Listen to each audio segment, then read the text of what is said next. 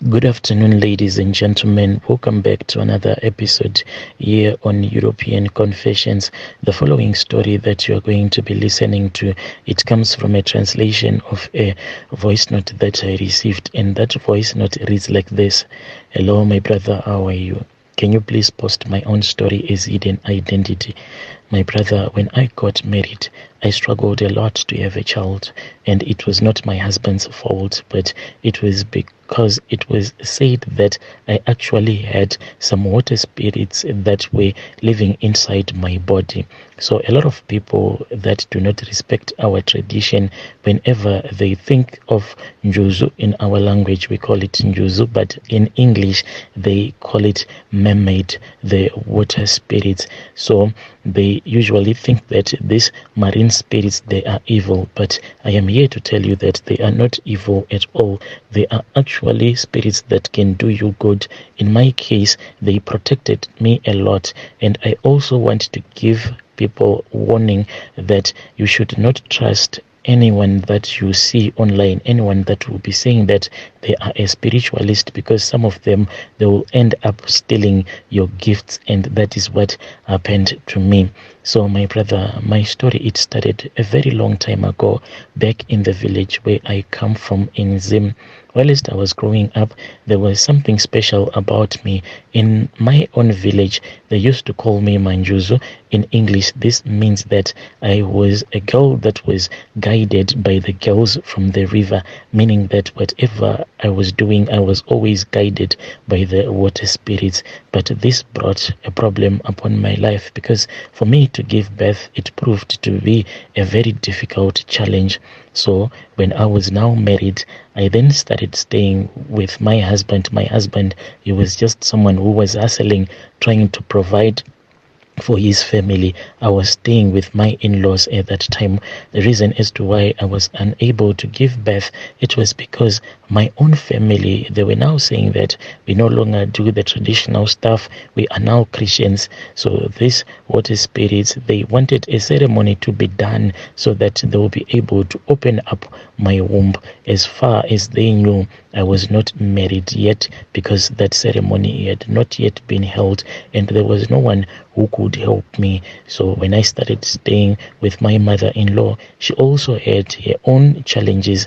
My brother, me, and my mother-in-law, we were then helped by the same prophet, but this was after I had visited this other old lady. So this old lady, she was a traditional healer, but she was one of those healers whereby she specialized in helping women that could not give birth, and you would go and stay at her place until she would have helped you, and by the time that you would return back to your husband, you will be able to give birth. Well, my brother, this old lady then told me that she knew this other man who could help her so that I can be assisted. Since my case was very different, because they were actually dealing with someone who had water spirits, so she called that man who was a prophet from the White Garment Church. They started assisting me as they were trying to do a ceremony for me. Well, that old lady was a traditional healer. Out of nowhere, she started getting a lot of customers at her place, and she didn't have any time for me anymore, because she was always too busy with other bigger cases. And then that prophet then told me that if I was comfortable and if I was free, since this traditional healer was too busy now for me, I could actually come to his place on my own, then he could help me. So when I thought about it, I then said that this is a bad idea. If people will see me entering into his house, what will people say? Because he is a man and I am a married woman. People will think that I am actually sleeping with him, and worst of all, what if he helps me, then I actually fall pregnant for my own husband? Then people will say that the child that I will be carrying is not my husband's child, but I would have been given this child by that same prophet who would have assisted me. So I refused. I said, to your place I cannot come, but I am begging you, if it is possible, please come and assist me when my mother-in-law will be watching, so that she can become the witness to if I will ever fall pregnant for my husband. He then agreed on a daily basis. This man, he would come whenever it would be somewhere around 6:30. You will see him entering into our compound so that he can assist me and my mother-in-law. Since my mother-in-law, she had other problems that she was facing that needed the attention of a prophet. Well, the way that this man used to prophesy, he will say that you have to go and sit outside. He will always start with my mother-in-law. We used to do this whilst in the kitchen. I will go outside and then he would be prophesying my mom, my mother-in-law. Then I will be waiting for them to finish whilst I will be just standing outside. When it will be my turn, my mother-in-law will also get out of the kitchen.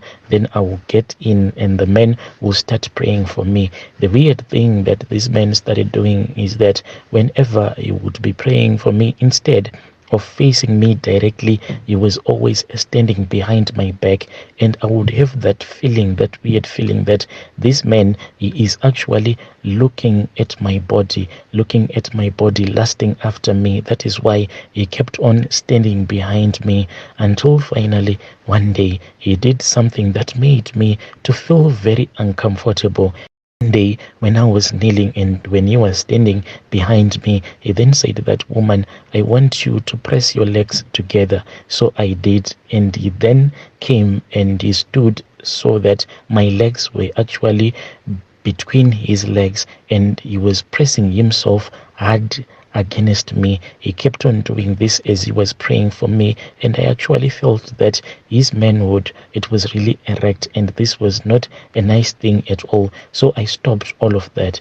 My brother, me, and my husband, well, we then migrated out of our country and we came to a foreign country.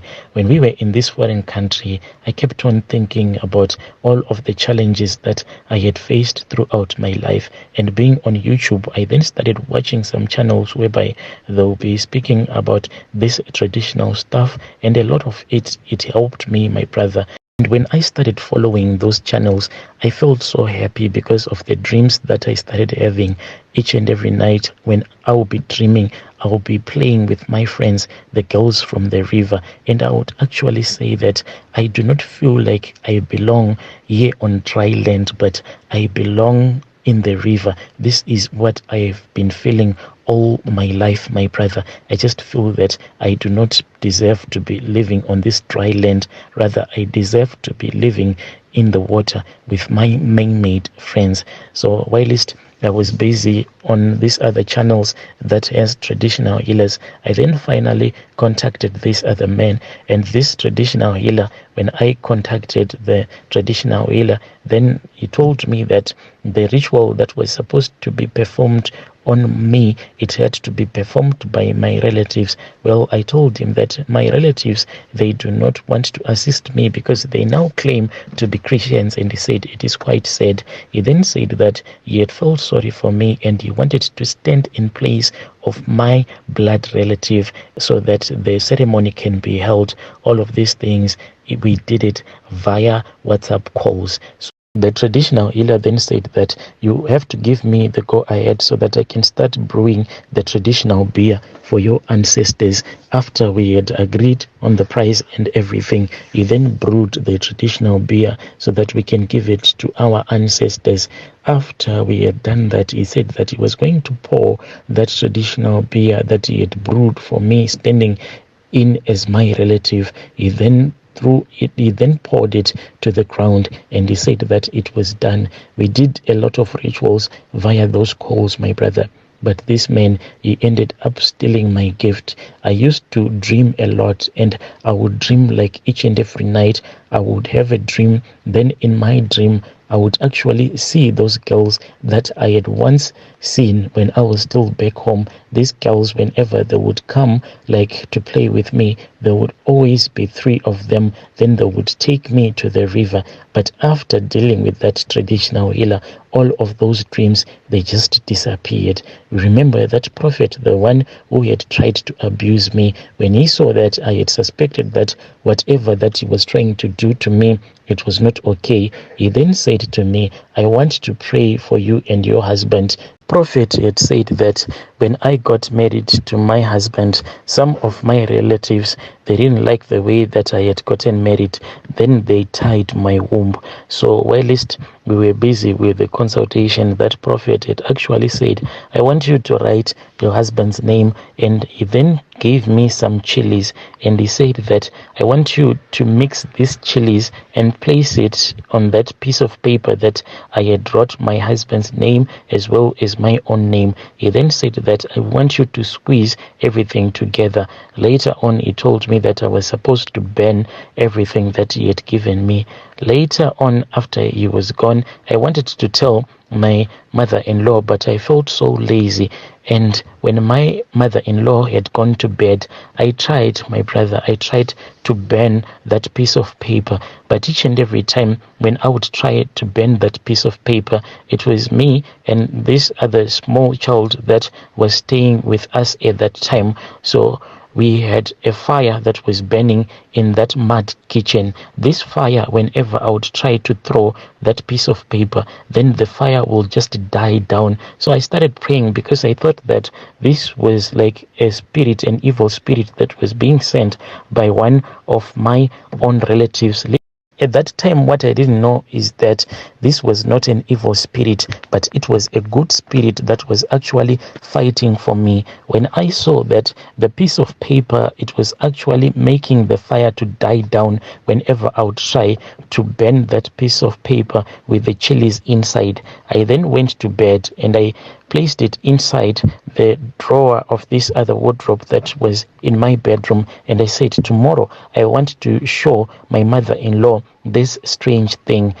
I went to bed. That was when I had a dream, and I saw that in my bedroom 3 beautiful women walked in. These beautiful women, they were water spirits. I had never seen such beautiful women in my life. They had natural hair, like they had hair that was braided, and it was actually beautiful and long. It even reached their feet. These 3 women then told these 3 women, they didn't even speak with me. All that they did was that they went to the drawer where I had kept that piece of paper that had my name and my husband's name written on it, as well as the chilies that were still inside. They took it. Later on, I then found out that these spirits, they knew everything what the prophet wanted to do. So this white garment prophet, he had lusted after my body. He wanted to make me his wife. Not only did he wanted to make me his wife, he also wanted to steal my gift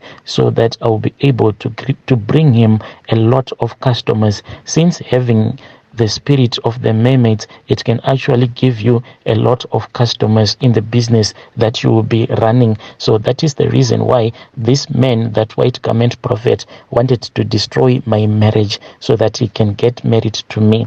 I was so thankful, and from that day onwards, I kept on having dreams, and when I will be having these dreams, I will be playing with those 3 beautiful women until I spoke with that traditional healer who told me that we were supposed to do a ritual so that these 3 mermaids can start giving me great wealth, since they could not give me great wealth because my own relatives had not yet accepted them into the family. So that traditional healer said that he wanted to communicate with my ancestors so that my ancestors can understand the situation, so that they can know that I wanted this thing to happen to me, but my relatives, they were denying me my own birthright of being helped by these water spirits. But unfortunately, that man, he then stole my dream. This man, when he stole my dream, the last dream that I had, when I saw these water spirits that were always friendly towards me,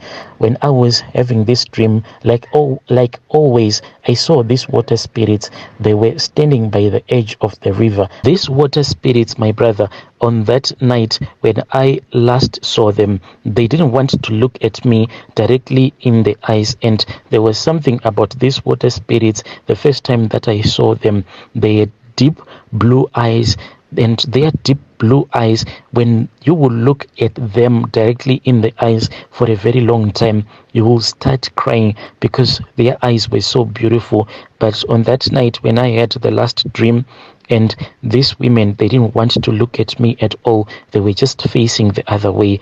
They started walking very slowly. As they started sinking, they started walking very slowly as they went into the river. And when I said, let me follow them, when I could not see them anymore, when they had gone underneath the water, my brother, I tried following them. When I tried to follow them into that river, when I stepped into the river, the moment that I stepped my feet into the water, I then saw that the water, it transformed itself, and it was no longer water, but it turned into stone. I looked everywhere because I wanted to be with my friends. I looked and I looked for any spot whereby I could be able to get back into the water so that I can be with them once again. But the whole river had turned itself and it became a rock. And I then woke up, my brother. Since that day, I miss being with these river spirits so much, because I know that a part of me belongs underneath the water. A part of me does not belong here on dry land, and it is always longing to be underneath the water with the mermaids. Oh, dear listeners, right there was a message that was sent to me as a WhatsApp voice note by our dear sister. Then I had to give you this translation. Do you believe in water spirits, or you do not believe in them? Please, you can say so in the comment section. I'll be back with another episode.